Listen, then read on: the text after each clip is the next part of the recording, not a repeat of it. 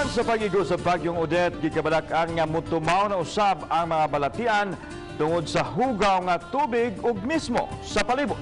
Kini gumikan sa kakuwangan sa tubig nga mainom nga mao na uni hinungdan nga mapugos ang pipila ka mga tao pag-inom sa tubig nga kontaminado. Ani ang report? Problema karon ang dakong kakuwangon sa supply sa tubig bugna sa Bagyong Odette.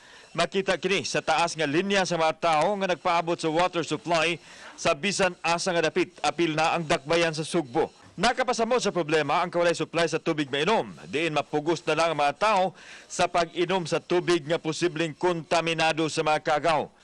Kung kontaminado man, posibleng musangpot kini sa kalibanga. Hinoon wa pa nadawat nga report ang Cebu City Health Department sa kaso sa diarrhea apan gipangandaman na kining daan. Sub-sub karon ang pagpangapod-apod sa City Health Department sa mga chlorine powder o gitudluan usab ang mga tao unsaon sa paggamit ini. Tambag ni Dr. Jeffrey Bonis sa mga tao nga konwa na tubig mainom, mahimong pabukalan ang tubig ayha gamiton aron dili masugamak sa balatian. Ako'y nanawag na ako sa kabo ka nagsakit iyang tiyan, but tungod kay niinom siya og brag sa pa, no? Pero siya ra sa tungod sa kinahanglan atuon gyud niyo ang barangay captain, atuon gyud niyo ang mga barangay officials atong health centers kung saon pag-prepare, kung saon pagbutang sa chlorine. Dili ni siya ordinaryo nga chlorine, katuning powder nga 70% ng hatag tana sa matag barangay.